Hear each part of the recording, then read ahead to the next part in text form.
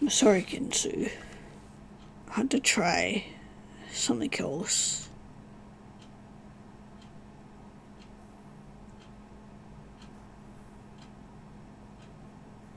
Something else? Something else to... Even as my brain attempts to latch on to the fleeting sense of something very important. Something I don't want to forget. Something is gone. Placed by the dull scratch of Mrs. Denny's trash bin, she rolls it down the driveway. Must be something stuck in one of the wheels, because with each rotation, bin lurches up and upwards and smacks heavily against the pavement. Roll, roll, smack. Roll, roll, smack. Not this again. Crunch on my pillow over my head as I wait for the sound of something to drop. I pause. But why would I... Here, stop. Pick whatever it is up. Toss it back inside the bin.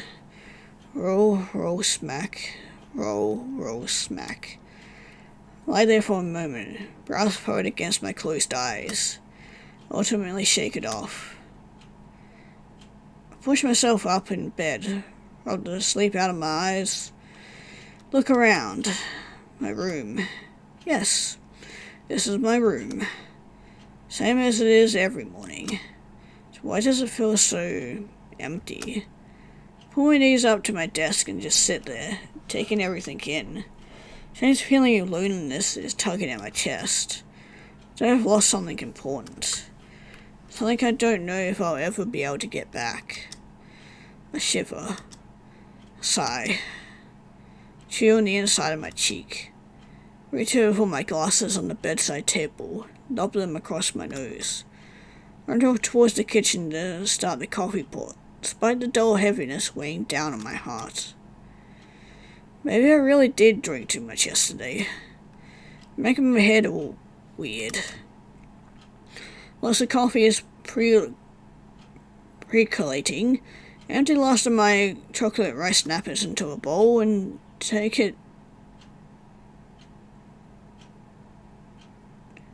to it like soup. I pause a moment, mid-slap, and look around. Why does it feel so strange? Why does staring down into my slowly marbling milk make twinges of tears form along my lashes? I shake my head. Don't have time for this. Finish out the snappers and head for the bathroom. I look awful. But then again, when don't I? Lazily lob my toothbrush into my mouth, washing away the chocolate and rinsing out my mouth. Once finished, splash 3 good-sized handfuls of water onto my face, hoping to wash away the cloying feelings of sadness while I'm at it. Before pulling away, take a look at my eyes. I've expected them to be lined with bruises. Of course they're not. Why would they be? Thought makes me shiver. I spend an extra moment just rubbing at the skin beneath my eyes. I'll fix you, Icky. I spin around. Of course there's no one there. Why would anyone be there? It's time to lose it. God, at least for the most part you've forgotten about all these adventures. I wish I could forget about everything that we've witnessed so far. Coffee is ready by the time I step back out. But even as I grab it and start to head for my desk, I find myself just not wanting to work. I have to work. I have deadliners. Projects do. Stare at my monitor until my vision starts to blur, then walk back into the kitchen. I'll work eventually. Maybe I'll just take a little time first to clear my head. Sit down at my kitchen table, hands perfectly curled around my mug, and wait. 1 sip, 2 sip. Stare at the wall. Stare at the grease modded front of my microwave. Stare at my fridge and take out menus held askew with developer jokes ascribed magnets. 3 sips. What am I waiting for? I don't know. Definitely waiting for something. I'm dressed again though for some reason. Wonder what he's doing now. Is he at the shop? Something inside of me really wants to see him right now. But thinking about it sets off a mini alarm bell on the back of my head.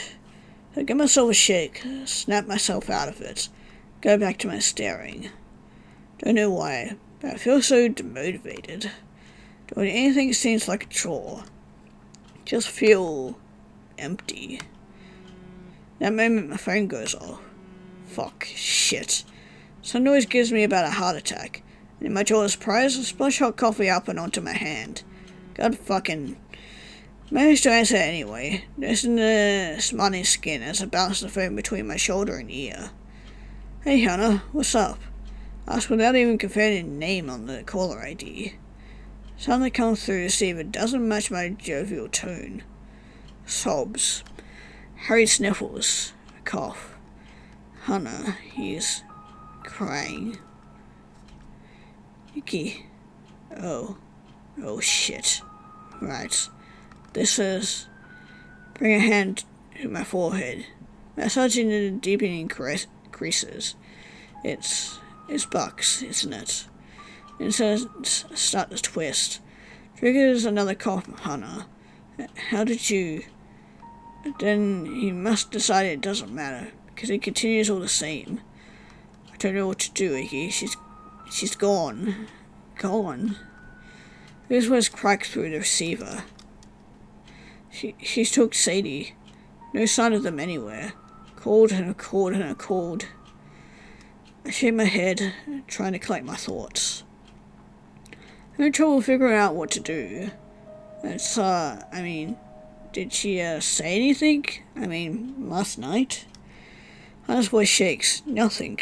We had a bit of an argument, but by the time we went to sleep, things were mostly fine. And I didn't wake up once. Sadie, she never cried. Pauses. I can hear him swallow. I have a really, really bad feeling, Iggy. Something's not right. Something's happened. Run a hand through my hair. I feel that way because you're nervous and scared, but I'm sure things are fine. But even I'm not convinced by my words. I feel sick. Maybe something came up. Maybe her parents called or something. And there was some kind of emergency. Yeah, Hannah sniffed through the phone. It's been hours now. I don't know what to do. I rub my face, my eyes, trying to stay focused on Hannah. What do I say? What can I say? Sorry, Hannah. I really don't know what else to do. Keep calling her, though. If we all keep trying, I'm sure one of us will get through. I'm sure... Cringe but continue. Everything's fine. Line's quiet for a moment, and as soft as a whisper, okay. He sounds so despondent. Don't blame him. Keep me updated, okay? Sure. Line goes dead. Bring my hand down with a sigh, staring down at the brightly lit display on my phone. Could have handled that better. Somehow, can't help but feel that it wouldn't have mattered. Quiet returns, does the feeling of emptiness. Gnaws at my insides like a rat trying to escape. All of a sudden, I really need to hear someone's voice. Not only that, I can try again. Try again? Try what again?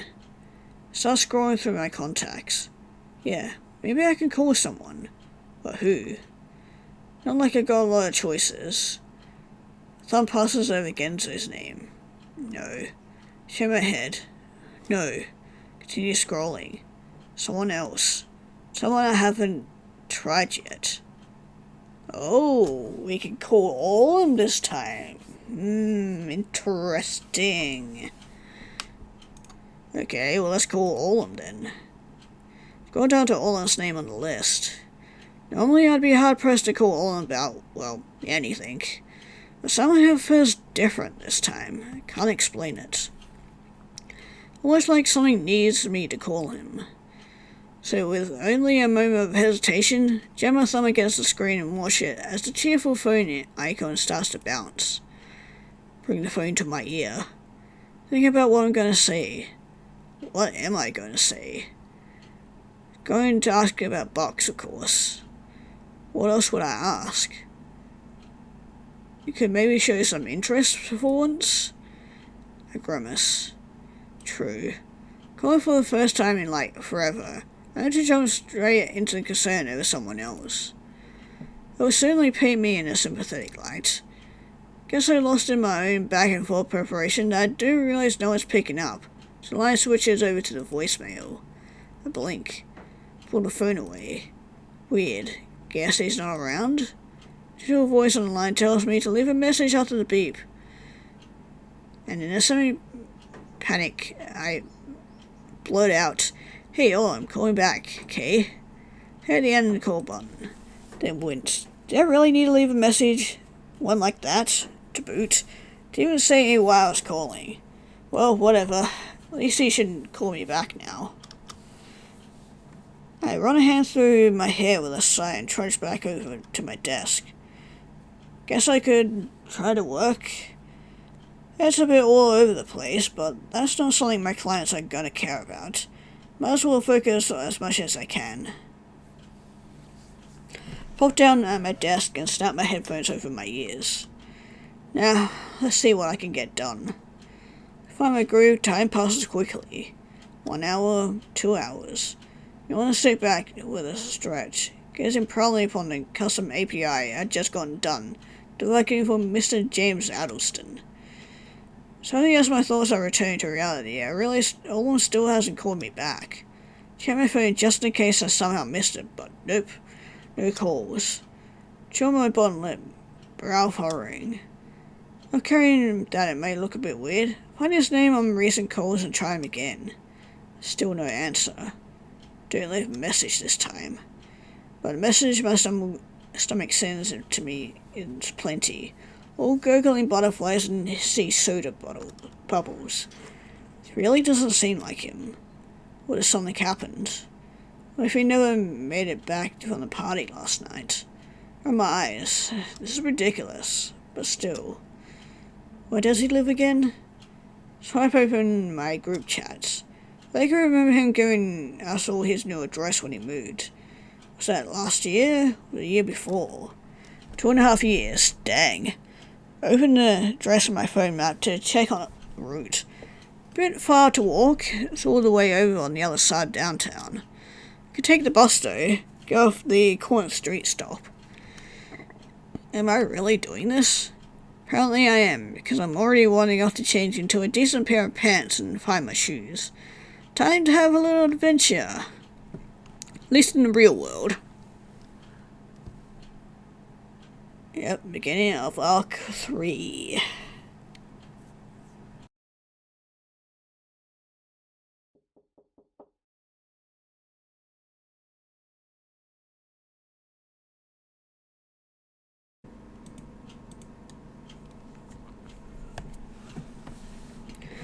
There's no response at my first knock. It made me feel all the more ridiculous. The second though, is shuffling on the other side of the door. Bolts open against the lock. I see a single green eye blinking at me curiously. Shuts. It opens again, this time with the lock undone. Oh, yeah, actually it's still here. All stares at me as though he's never seen me before in his life. He's an absolute mess. Hair jutting out in greasy clumps, cheeks in a slickly grey and eyes sunken in border-sized bags. We're in the same shirt as yesterday, and with nothing but boxers and socks beneath. Iggy, he blinks, raises his hand with a hope of a friendly wave. Hey, I had no idea what to say, or what else to say. I called earlier? He squints, tilts his head. Seems to snap to attention, frantically searching his pockets. Doesn't find what he's looking for. He throws a glance back into the apartment before returning his gaze sheepishly. I seem to have misplaced my phone. His eyes twitches. Did you need something? I am. Well, is everything okay? Guess I got worried when you didn't pick up. Twitch. You were worried about me? He blinks. Yeah, I mean, sure. I shrug. Cock a brow. You don't look so hot. Last day is more skittish than his usual laugh. Almost nervous. I'm fine, just a bit under the weather. Drank too much yesterday? I asked with a grin. It smells, except it's not quite a smell. Not like disguising a grimace. Sure. I suddenly realized how awkward it must be just standing in the doorway. So, I mean, can I come inside if it's not too much trouble? His eyes dilate. It stands up just a little bit straighter. You wanna come in? Another set of blinks. Throws his head and glance back to his apartment. Then finally steps back. Sure, go right ahead.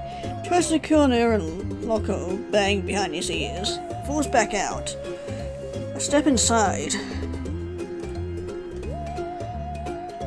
Immediately met with a sordid smell. Not awful, it's just kind of there. Damp and bitter and curling up inside my nostrils as I look around. The apartment is just as much of a mess as Orlam himself. Clothes piled on the floor, sheets and blankets are falling off the bed, and clutter everywhere. Empty fast food wrappers, unopened mail, weird little trinkets, bottles, cans, glasses. Even the curtains look ready to give up the ghost, half falling off the rod, and leaving a crescent moon of sunlight on the opposite wall. I don't say anything. Surely it's all over my face. Owen just stands there, wringing his hands. I'll sweep his hand through his hair. Turns towards the bed and pushes back the total mess of blankets and sheets. You can sit here. Past a newly cleared space. Do as I'm told, mostly because I'm not sure what else to do. I feel awkward in the door. It was nothing like how I'm feeling now. Owen scratches his head. You want anything? I was looking at him blankly. Coffee or something? Or water? I think maybe I got some Coke too. Coffee's fine. I mean, if it's no trouble. It's fine, it's great. I'll just, put a new pot on. Scratches his arm, almost like a dog scratching at fleas. Then scares off towards the kitchen. Stay at the entryway as he disappears for a few moments before redirecting my attention back to the room. Not smaller than my apartment. At least I have a separate room for my bed. Though his might not seem as small without the junk everywhere.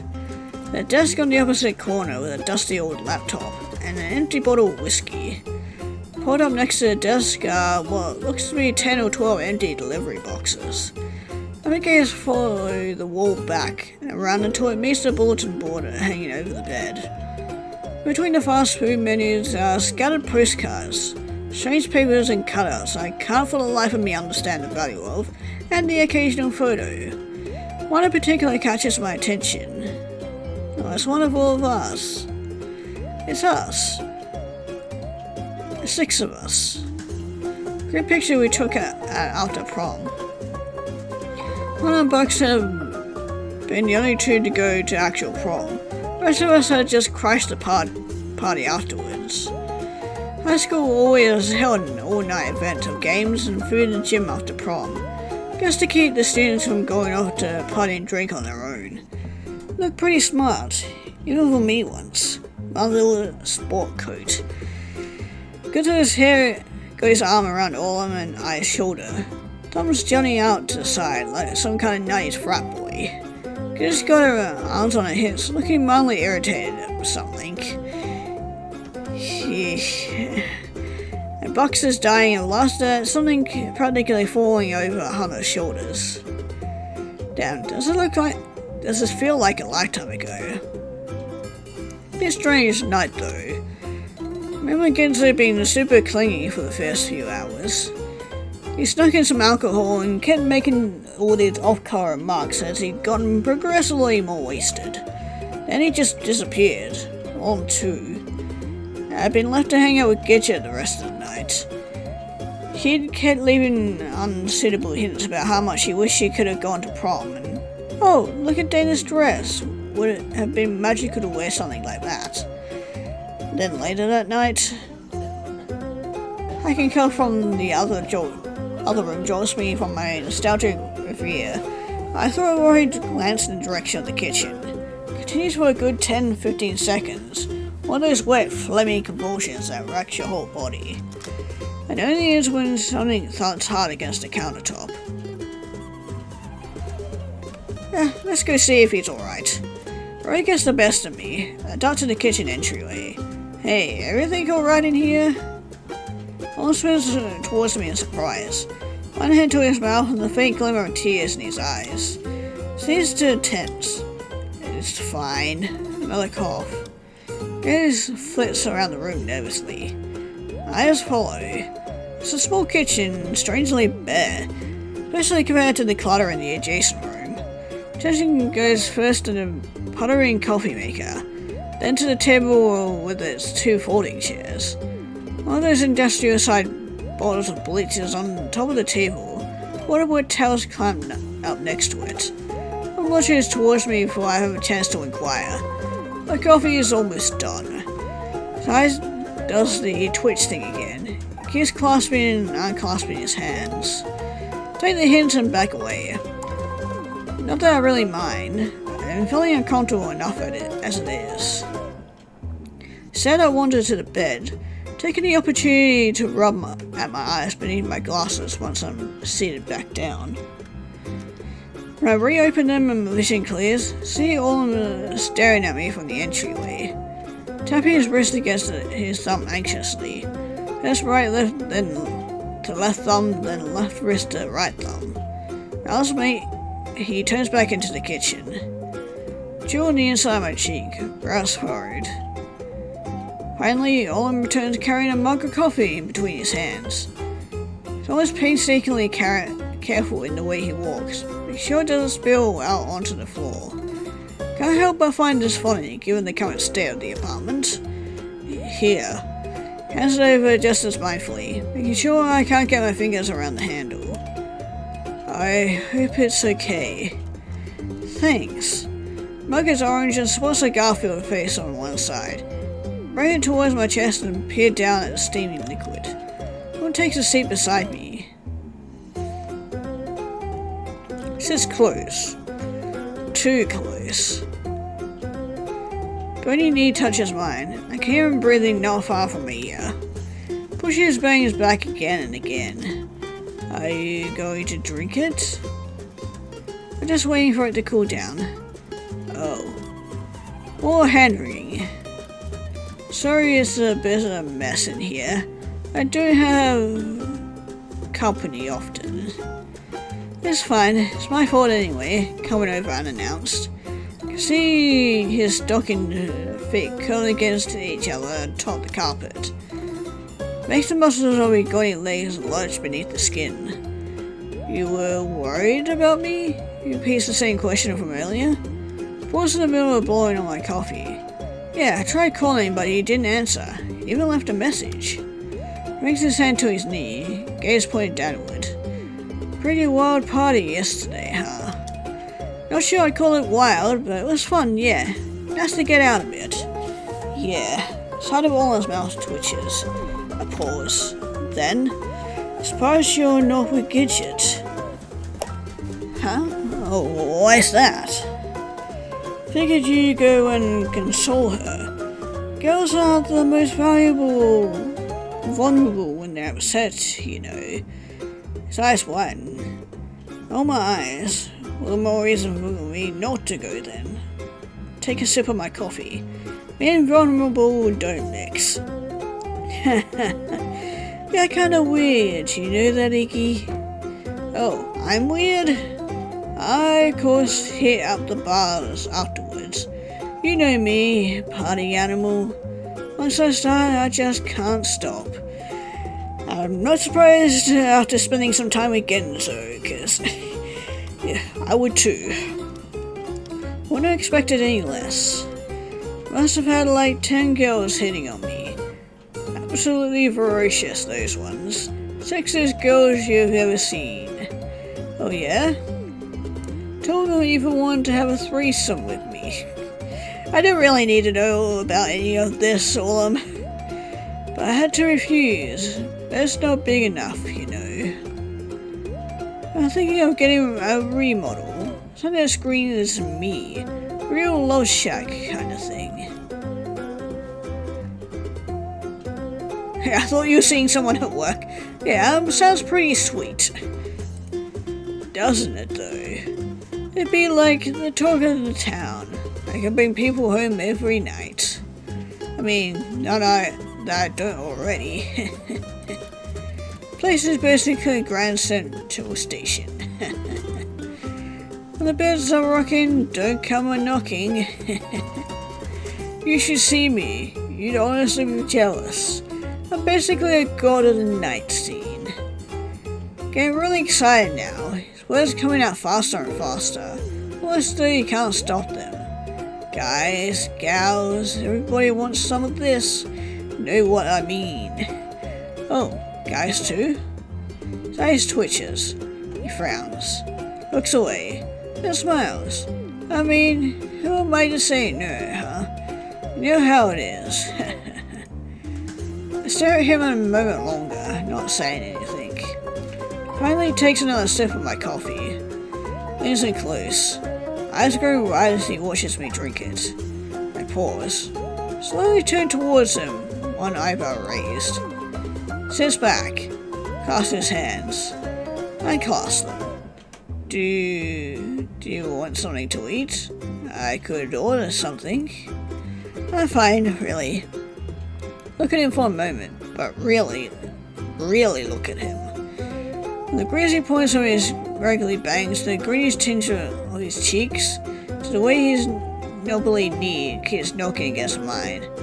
Orlam, I finally say, are you seriously okay? He blinks. Laughs. What are you talking about? Yeah, he's definitely not good. At that next instant, he lurches forward and his hands go over to his mouth. Some movement makes me jerk backwards, spilling about half of my coffee up and onto my shirt. Excuse me, mentions before abruptly laying off the bed and racing for the bathroom. What the fuck? Don't even mind the coffee. I set the mug down on the floor and take off after him. Then reach the door just in time to see him throw up the contents of his stomach into the toilet bowl. Let's just be the good friend and hold his hair back. Yeah, sounds like he had a bit of a rough night last night. Yeah, sounds awful. You just hear the horrific gag that sounds like it's ripping his throat open. His shoulders shudder from the force of it. Fuck. After a minute or so, the convulsions begin to die down. His body slumps down onto the toilet seat, hanging half into the bowl. Don't know what to say, so I don't say anything. Instead, kneel down next to him, one hand on his back. Can feel the knobs of his spine through his rumpled shirt as I rub up and down. When he sits back, vomit, saliva, and snot drips down his face and chin, his whole body shivering. Colin the bowl is roaring. Horrible greenish brown. Hey, come on, finally say, pulling him over towards the wall. I sink to my seat. He slumps against my shoulder. Aw. Poor Orlam. Yeah, it honestly sounds like it's been through a lot of fucked up shit. It's quiet. Quite except for the occasional sniffle and occasional hiccup.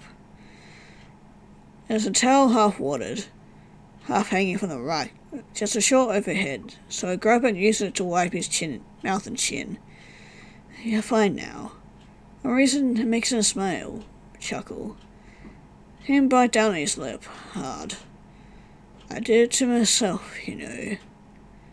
Barely more than a whisper. Don't say anything at first. Then, what do you mean? Another chuckle. This one sends a gooey chunk down his chin. Satisfying somehow. Watching all that come pouring out of me, like I'm washing myself clean. God, I want to give you a hug, Orlam. Frozen now, one hand on his back, the other still clutching a towel. The only way to make all the bad thoughts go away. Fuck. Close my eyes. Open them again. Fuck. Mind jumps back to the bleach on the table. Yeah. Wasn't the alcohol he was drinking. Fuck Orlam, you can't. Can't. First, every time I see him, it cuts me off. Smile fades, twists downwards. I can see his lip trembling. Every time, I hope it'll be different, but it's always the same. All those feelings come rushing back. Brings his hands to his head, fingers digging into his scalp, as though trying to scoop something out. I wish I could just die. Grip on his shoulder tightens. You don't mean that. What are you talking about? Genzo? Genzo has certainly given a lot of shit over the years, but had it been that bad? Yeah. Even if it isn't that bad, all those years of torment can really get to you. Guilt tugs at my conscience. I haven't been the angel of innocent either. You're telling Genzo to stop. I sometimes even gone along with him just for the laughs. Yeah, which sucks even more, because your friends are not supposed to do that to you. Then when Orlam's mum had died, when she killed herself, I went. I still remember the day he'd come back to school after that. Genzo had gone over to him, faced a picture of warrior arms outstretched. Orlam, for the first time, seen a little glimmer of happiness in Orlam's eyes, even through the bleak and the tears. Then Genzo had grabbed the back of his shirt collar, jerked it upwards like a noose around his neck, and retained the music from Psycho, saying suicide was genetic. Fuck. Maybe things had been worse than I remember.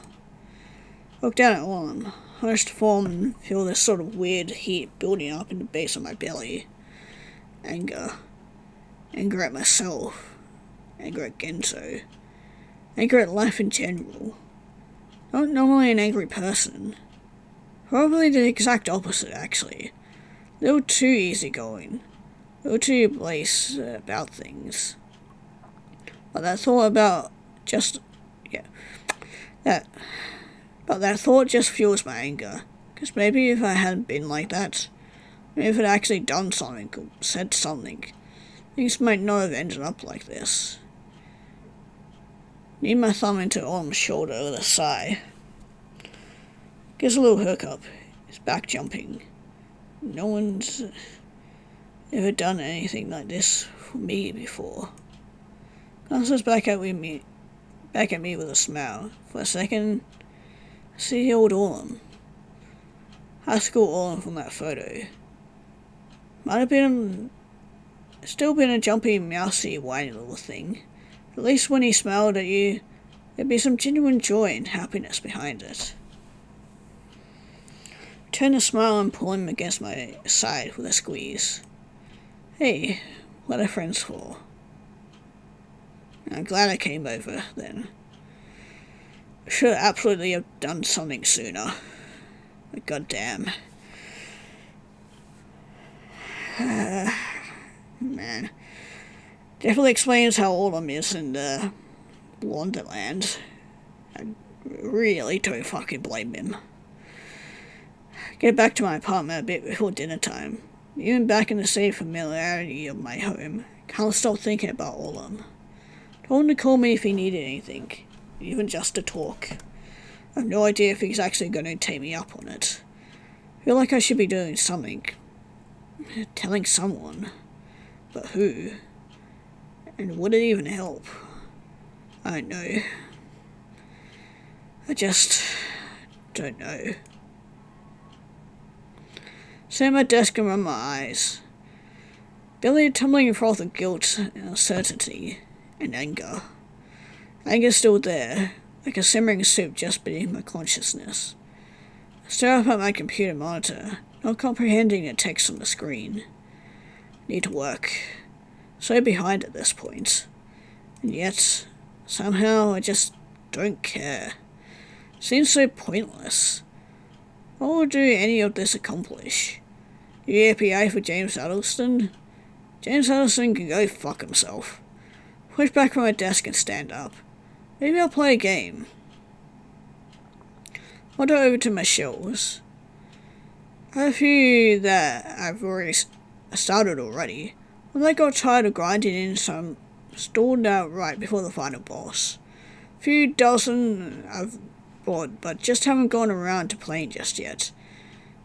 But they all seem like so much work. I'm in the mood to try jumping back into a story I've half forgotten. Now I'm in the mood to start something new. My fingers fall from the shelf. Maybe I'll watch TV. Grabbing myself a bowl of peanut butter ice cream from the fridge, pull myself down on the couch and jam my thumb on the remote. Gotta be something good on. I can't take it anymore. Never thought I'd stray from Natasha, but I can't control myself when I think of you. I must have you. Oh, Clark, I need you inside of me. Man, we really don't need to be watching this show. Still the one for you. Sheila's for daily use, let's be ready anytime the moment is right. Last week on Big Male Sibling, things got hot and heavy when Veronica and Cornelius found themselves alone in the hot tub. I let the spoon bob up and down between my lips. Switch over to Netflix and start The Shawshank Redemption for probably my 100th time. Stand further and further on the couch throughout the course of the movie, till by the time the credits are rolling, slumped over with one leg propped up on the back and one hand hanging over the side, barely keeping its grip on my empty ice cream bowl. Damn, not even late. There was a fucking fly annoying me. Okay, hopefully I got rid of him. Anyway, back to the story. How am I so tired? Can't help but feel like there was something I was supposed to do. Something important I should have been thinking about. But even that feeling is quickly drifting away. Eyes droop.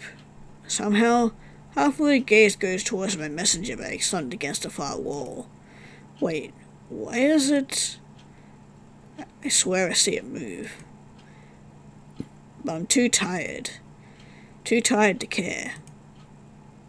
Right now, all I want to do is sleep. Yeah, we still never figured out what the hell is up with our messenger bag moving. End up dreaming.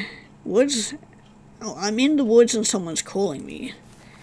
Chase after the voice in the darkness. Every time I think I'm getting close, it comes from a different direction. Iggy. Run faster. Branch whipping at my face and the roots underfoot, threatening to send me stumbling into the dirt. I'm here, Iggy. Run and run and run. Run until the forest seems to open up in front of me. Something... Gaze travels upward. Up, up, up. Higher and higher. Something's there. Something huge. The breath catches and I take a stumbling step back. Defeated. Defeated? How the hell am I supposed to defeat this thing? It's the size of a house. Hear a snort. Sit right back. Something's coming at me. I barely have enough time to leap out of the way. I hit the ground with a bone-crunching thud. Takes my breath away and makes my vision swirl. There's no way. What am I supposed to? Feel something in my hand. When I glance down, I see a doll. A tiny doll. I send down limp in my palm, its button eyes staring up at me. This is... In a moment, it sits up. First its limbs jerk to life. Then its back rises. Its head lolling forward. Looks at me straight in the eyes. Please kill me, Iggy. Gasper sit up. Only now I'm back on the couch and the sun is reflecting out the window straight into my eyes. I groan. Fuck. It feels like it was stuffed in a trash compactor. The ears are filling me from sleeping with my glasses on. I rub at my eyes, take a moment to collect myself, then check my phone. 10:06. Damn it, slept a long time. A nice big splotch on the front of my shirt from where I must have spilled ice cream last night. I cringe, then dragged myself to the bathroom to clean myself up. As I'm showering, I remember Orlam. He hasn't contacted me since yesterday. Not that he needed to, but still. I sense anxious tugs of worry up and down inside my belly. I should check on him. So once I'm done and back in the kitchen to start the comforting percolations of coffee, pull up my phone and give him a ring. Cast a voicemail after the 5th dial tone. Gnaw at the inside of my cheek. Balls are already starting to turn to a froth. Try twice more. Once after another 30 minutes. Then again, after forcing myself to wait a few minutes shy of an hour. Fuck. Didn't you say he misplaced his phone yesterday? Probably just hasn't found it yet. The whole day, surely by now he's found it. And maybe he's still sleeping. But it's afternoon already. Scratch at the back of my neck so hard I wince. Something's wrong. While I even fully comprehend what I'm doing, grab my shoes and keys and head for the door. I just know I won't be able to think clearly until I make sure he's okay.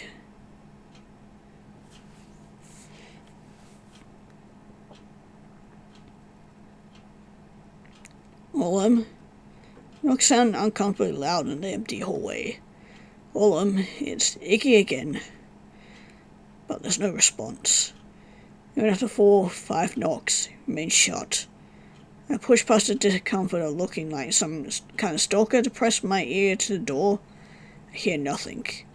No sound of shuffling, no coughing, no padded footsteps. Fuck. Let my forehead rest against the wood paneling. My mind seems splayed out across the bathroom floor in a puddle of blood. Ridiculous. Orlam would never. Knock again, more frantic this time. Orlam, please, if you can hear me, make a noise or something. It goes back to the door. Straining. But there's still nothing. Not a single peep. So I do the only thing I can think I can do. Swallow my building social anxiety. March down to the main office of the apartment building. It's a small office. Not much more than a desk, some shelves, and a few cupboards. Shelves are full of packages, no doubt waiting to be picked up by the apartment residents. Oh, hi. Woman inside reading a magazine at the desk. Looks like she's in her 20s, though perhaps her rough 20s. Eyes look tired and her posture reeks of a complete surrender to apathy. Barely looks up at my entrance. Trying to twist my fingers together, all of a sudden losing the initial gumption I'd had on my trek over. Gaze wanders back up. She blinks. Can I help you? Yes, it's just that my friend lives here. He's not answering his door, and I'm worried about him. Stares at me for a moment, then returns to a magazine. Sucks to be you, then. Press my lips together, brows fluttering. You don't understand. I really need to get in there. And I need a sugar daddy to get me out of this place. But that won't be happening anytime soon, hon. Something snaps inside of me. I bring my hands down at the desk, a little harder than I meant to. Might have killed himself. This makes us stop. Sets down the magazine, gives me an incredulous once-over. Besides, God, this is not what I needed today. What's the apartment number? 418. Pulls out another photo from one of the desk drawers and begins rifling through it. Slides out a form, studies it a moment. Then, oh my God, that creepy little fucker. Assumed he didn't have any friends. Bring a hand up to scratch my arm awkwardly. He's so gross. Gives me the heebie-jeebies every time he comes in to pick up a package. Scratch harder, to the point I can feel the skin cells burning up beneath my fingernails. Probably do the world a favor if he offed himself. I mean, I get that he's a creep, but come on. You know, I'd really appreciate if you'd can the commentary. Finally spit out. Just rolls her eyes and swivels back around to the locked file cabinet behind the desk. I bite down on my tongue to keep from saying anything more as I watch her comb through the maintenance keys. Finally finds the right set because she stands up and grabs her phone, stuffing it back in her back pocket as she leads me back out into the hallway. Whatever, let's go get this over with.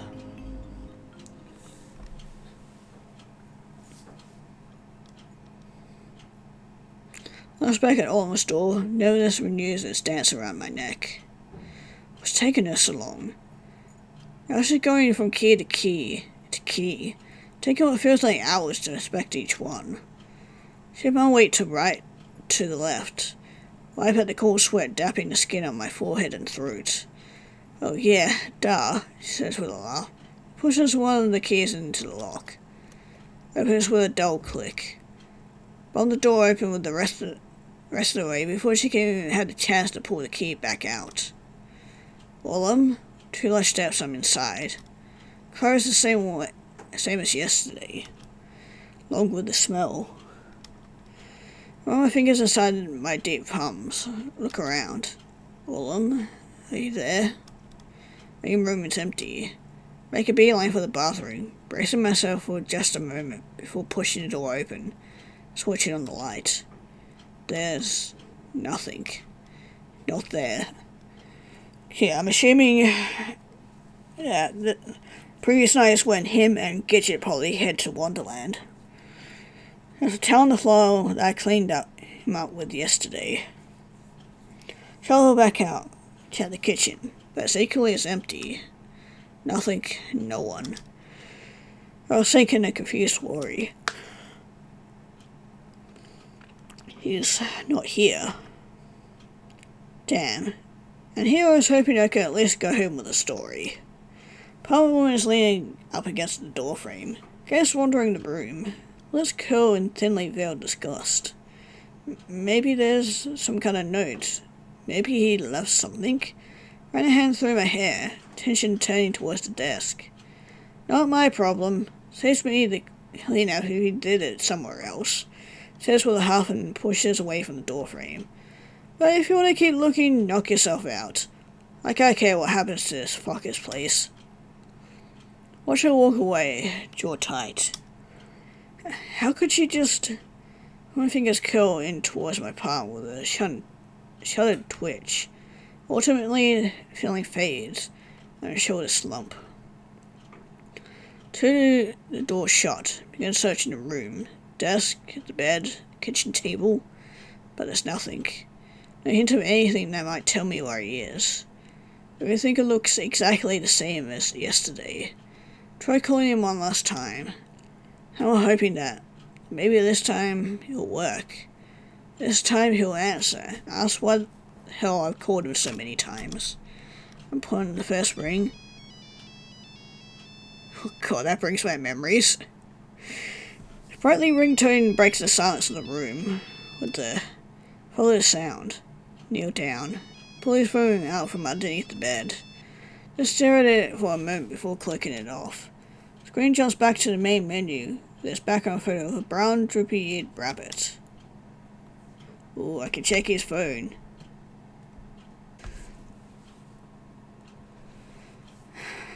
Okay, I know this might come and bite me back in the ass, but I gotta go check through his phone. Guess just looking down at it for a moment. I wince. Bat down on my tongue.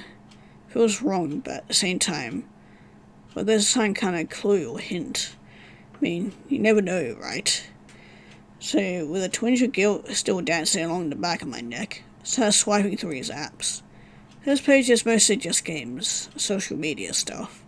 Twitter, Reddit, Facebook, Candy Crush, fan progress show, couple of anime style icons that could either be gacha or dating sims.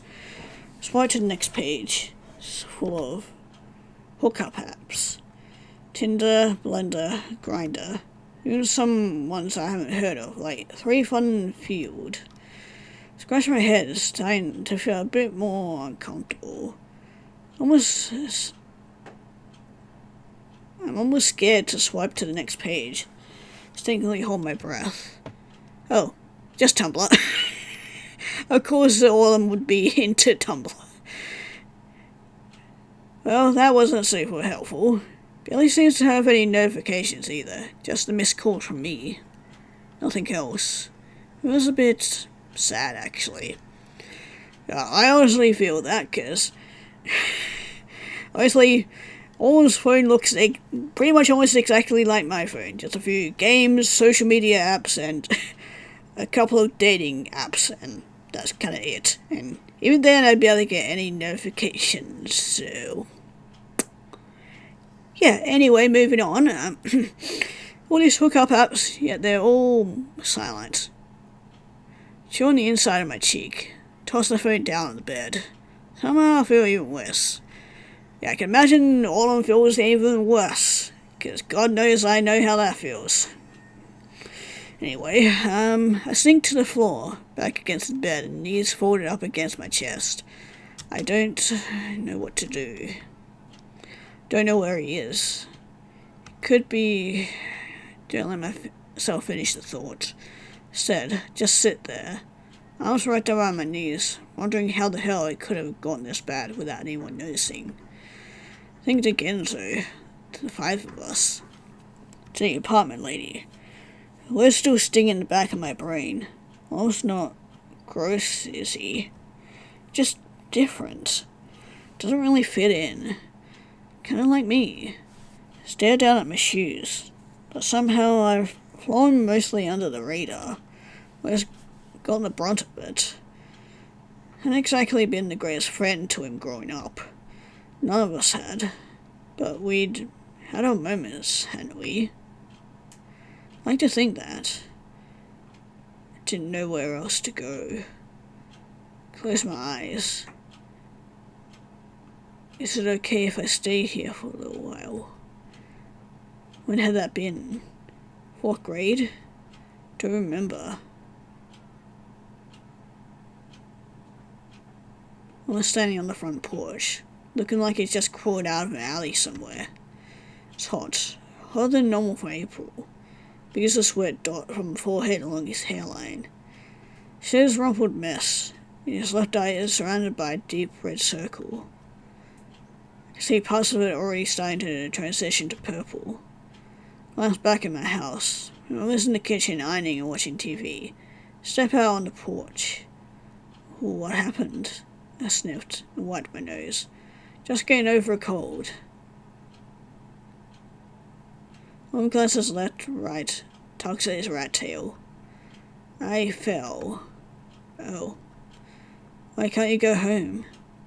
Another cringe. My dad's mad.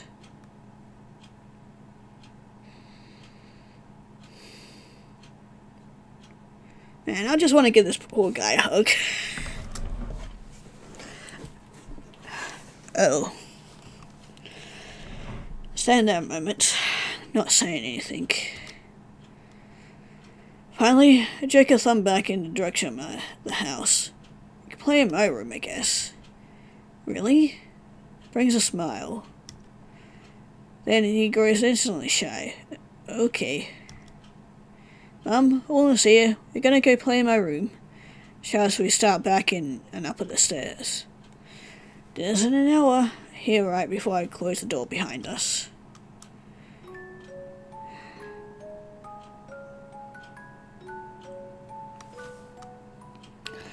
Wow, he has so many toys. Mum picks at his nose. I don't play with some of them anymore. My parents don't let me have any toys. None? I sit down in the middle of the room and Orlam follows hesitantly behind. He doesn't respond, instead looking wide-eyed at my shawls of toys, basket of stuffed animals. What do you want to play? I don't know. We can play Town Square, I say and reach for my box of action figures, dump them out on the floor. Oh, what's that? All the guys live in houses and, talk to each other and stuff. Oh, okay. Start placing my little critter, bursting bear picture books face down on the floor in a circle. See? These are the houses. One picks up a Quasimodo figure from the pile. Another smaller one. Even smaller one. He looks confused. That one was from a different set, and that was the Happy Meal one. Oh. But you can be them. They're usually a family. Okay. Place a trio of Quasimodos in a circle atop of the picture books. Start sorting through the rest of the figures. Assign them to various groups based on what movie they're from. Watch this for a moment. It starts to help. See poor Orlando and Aladdin in one of the houses. Profound. Not like that. Huh? Oh, what's wrong? They're from the same movie. Oh. I pause. Orlam's bringing in his hands. Looks really flustered. Picks Lando back up, and I can see him trying to figure out where to put him. Scratch at my bare knee. I guess it's okay. And smile. You decide where to put them, okay? This brings his head back up, and I see a small smile start to form again. I can? Sure, it's not like it matters. We can make our own rules. He's been me now. I see him instantly to work, making various groups out of the figures, assigning them to the little houses, deciding what their occupations will be. Then more time setting them up than we do actually playing. In fact, by the time we had the system of governments outlined and then finished cutting out small golden bits of paper to act as money, Alan's eyes decided to droop. See him yawn. You're tired? You can take a nap. It's okay. Okay. Stand up and step carefully around our extravagant city to reach the bed. Come on, you can even hold Pink Bunny. 5 minutes later, sees us curled out atop the sheets. Breeze from the overhead fan playing with our hair. I was holding Pink Bunny against his chest. Rubs his head again and again. Have you done the social studies homework yet? Shake my head. Not yet. I hate it. It's so boring. I always do it last. This acre scares me. Do it first so I don't forget. Silence. See Owen's gaze fall to the mattress. Eyes closed shut. Then back open. Focusing back on me. Does Gensu ever talk about me? What do you mean? A shrug. Just wondering. Gensu talks about everyone. A smile. Yeah, that's true. Then, he's pretty cool, isn't he? Yeah, he's pretty cool. One buries his chin in the top of Pink Bunny's head, and he's curling into the fluff of his torso. I feel my eyelids start to sink. Tired too. Heat isn't helping. Overhead fan is sending lovely brushes of wind against my cheeks. Serial pounding knocks from downstairs ejects me from my rear. I'll sit up, face skewed in confusion, listening. Across me, almost squeezing Pink Bunny into his chest from a worried frown. The front door open, warm timbre of my mother's voice followed by the harsh bark of a man's. Can't make out what they're saying. Then there's footsteps on the stairs. Sharp and purposeful. The door to my room swings open. Daddy? Mom sits up, voice cracking. Get the fuck out of here. Do you have any idea how long your mother and I have been looking for you? Mom winces. I slide off the bed. I'm sorry, I grabs his wrist and yanks him off the rest of the way. He's sending him stumbling to the floor. George? George! My mother's voice from the hallway. She's coming out the steps. Is this really necessary? They were just... Once Dad storms out of the room, Orlam in tow. When my son is here, you fucking let me know. Disappear from view. I hear them on the stairs. Loud and angry. For just as quickly fading into nothingness out the front door. Here and out in 30 seconds. like a tornado took off the roof when I was in 2nd grade. Sit quietly on the edge of my bed. Pink Bunny is lying on the floor. The ears have knocked over the small Quasimodo. Jackass, hear my mother to herself out in the hall. And Iggy, food will be ready in 10. Could you come set the table? Okay, Mum. I pushed myself off the bed and padded towards the door. Man. Poor Orlam, Jesus Christ. He had to put up with fucking Genzo, and then just not great friends. He had a fucking shitty father as well. Fuck me. Getting dark by the time I take the bus back to my apartment. It's quite empty. The world outside the windows looks exceptionally black, just juxtaposed with a brilliant white fluorescent reflecting off the blue plastic seats. The sound moving at the opposite wall, body jerking with each turn of the wheel or tap of the brakes. When a bus nears my stop, let it pass in silence. Don't even glance up at the button. Keep moving, gliding through the night, like a shuttle cutting through the nothingness of space. Chew on the inside of my cheek. Another stop. Driver keeps us rolling without so much as a pause, though he never considered stopping in the first place. Legs swinging beneath the seat as we rounded the corner to the right, engine humming against the walls. Almost there. Hit the button and stand up. In a few more blocks, the bus finally does grind to a halt. I step out the door. It's dark. Dark and cold. Bus chugs away, leaving me standing in the circle of light beneath the bus stop lamp. Where the hell am I? Only with a quick sweep of my surroundings, I know. I'm there. The development close to my folks' old home, south of the outcropping of woods that somehow hasn't been built over even after all these years. The palms tingle. The pinprick-like scratching that jumps from one nerve ending to the next makes my fingers twitch. Curl my arms around my chest in an effort to dull the growing spark. Why did I get off here? Why does this feel so familiar? I begin walking, melting into the night. Scattered houses of light towering shadows against the light polluted sky. Walk and walk. Walk until I reach a gap. The gap. One leading straight back into the vacuum of the forest beyond. Don't stop, or you're tromping across the uneven track. Somehow this isn't new to me at all.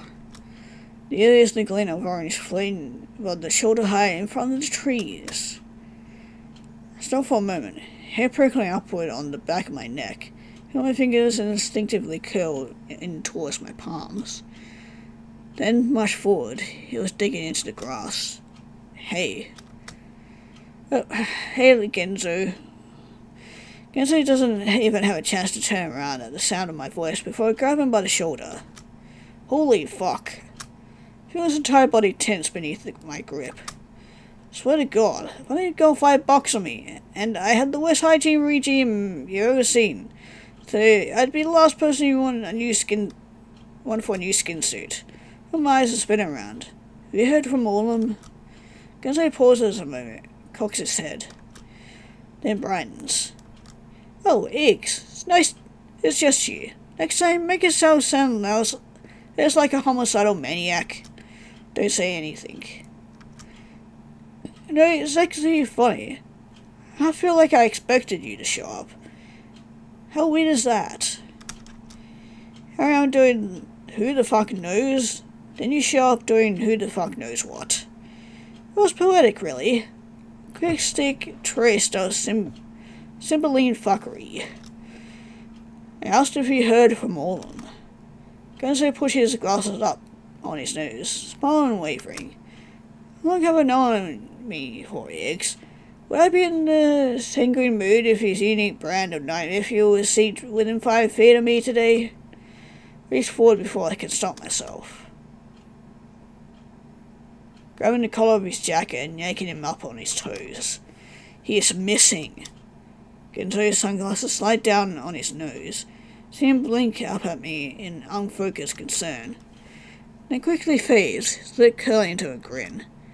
Damn, it's my birthday? How else could I get that lucky? Groan in aggravation and push him away. You know, you could have shown a hint of concern for once.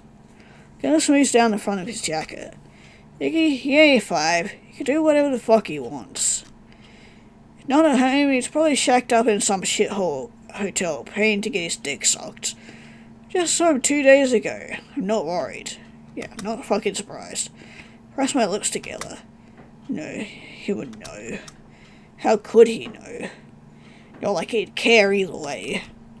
And if he did know, he wouldn't care. Bite down on my tongue. Feel the anger that had been fizzling just beneath my consciousness, again bubbling up towards the surface. Well, maybe, doesn't cuss me off, tapping a finger against my lips. He was also doing who the fuck knows what. And just like us, there's this screwy little fuckboy feet here. Or there, really. I mean, it is awfully serendipitous, don't you think? Despite his tone, his words give me pause. I find myself turning my gaze towards the darkness of the woods. You mean, there? Well, I don't mean the Vatican City. I scratch the back of my head, curl my toes inside my shoes. Do you think we should go check? You ask if both of us weren't really planning to go already. He's alright. Oh, he's right. Fuck, he's right. Bringing my sweaty palm to my forehead, taking a moment to close my eyes. Why the fuck does all this seem so familiar? What's even worse is that some part of me is scared to death. Like a muffled voice in the back of my head screaming to me to turn around. Head back to my apartment, lock the door behind me. But I can't. Already I'm moving towards the trees. Already I'm crossing the threshold between light and dark. Need to find Orlam. Make sure he's okay. Except that it's more than that. Even I know it. Well, let's go then. I say, my voice shuddering. Lead the way. I have a final glance at the black void between the trees, then step inside. The air instantly cools. It's a damp chill, the kind that sticks to your skin and weighs down your chest. Press forward through the scattered brush, using my hands to keep from walking face first into a tree. Here Genzo's cane whipping through the grass, snapping against bark behind me. The sound of it grinds on my nerves. When it happens, to catch my ankle one time, I snap back at him. Hey, watch it. Sorry, Jesus. Back down on my tongue. Plow forward faster. Somehow not even caring about the trees and branches scratching at my cheeks. My body seems to remember which direction to go. Reach forward, shaking out the bark of the next tree. This time, my fingers touch the jagged edges, sends a spark all the way up my arm, into the back of my throat. I stop. Genzo's cane whaps against my ankles again. He stops too. We hear? Yeah, I answer, breast strangely ragged. Biggest tree in the forest, spaced like a giant boulder choked with winding roots. Then my finger traces across its surface as I circle around, careful not to trip on the gnarled outgrowths. Halfway around, my hand hits air, come to a halt. Familiar edges are there, rounded gap in the side, hollow echo of stagnant air, far off scent of something sweet. It's open. Take a step back and hear Genzo's approach. Jesus. Hope is crackling with energy now, and the breeze seems to have shifted. Everything moving forward towards that hole inside the tree. When was the last time? Genzo's voice is a whisper. I don't remember. So I glance at Genzo. I can just make him out through the darkness. Got a hand curled up under his hat, now scratching at his scalp. lick my lips, scratch my arms. Something feels wrong. Like, really wrong. Can't tell if it's just because of the hole in the tree or the thought that Orlam might have gone inside said hole in the tree. I stare down into the hole. This is all feeling way too familiar. If he really did go down there, he could be hurt, or worse, voice hitches. Iggy is basically a magical playground for kids. What's the worst they could do to him? Force him to sit in the corner? I'd be more worried about him completely fucking the place up with his freaky deaky fetishes. Makes me wince. Not just because Genzo has been an asshole again, but also because there's ping something in an octopus deep in the back of my brain. I had 2 long synapses finally finding each other, snapping to life. Growing cloud of worry morphs into a storm. Still, move forward towards the hole, popping a squat amongst the weeds. There's that scent again, soft, sweet, like the tempting aroma of a candy store, curls up inside my nostrils. I grab the rounded edges and peek inside, leaning forward on my toes. Going inside, aren't you? Gonna say from behind. It's phrased like a question, but I can tell it's not. Not really, at least. Just don't feel like we have much of a choice. Can't argue with it. Or can't argue with you there. Kneeled there for a moment, gazing down into the blackness of the hole. Something both terrifying and exciting about it. Like standing on top of those glass bridges, staring down at the ground hundreds of feet below your shoes. We can make our own rules. I don't know why that specific part of my earlier memory leaks back into my brain, but all of a sudden, walls inside the tree seem to be vibrating with the words, like an echo from deep down below. You still there, Iggs? Huh? Turn my head to look back, but whack my forehead on top of the edge and lose my balance. Land with a bruise-inducing thud on my shins, then a string of 4-letter words. Last thing I hear as I begin to sway forward is Genzo half amused. Well, I guess that answers the question. Or toppling straight into the hole. Darkness swallows me. Falling. Wind whips my hair, shirt summoning waters to my eyes. Something feels like it's been sucked up straight into my bowels. On and on and on and on. Complete nothingness surrounds me, consuming me. But there's a strange sense of familiarity in the darkness too. Almost like an old friend is welcoming me back. But a comforting and strangely powerful feeling.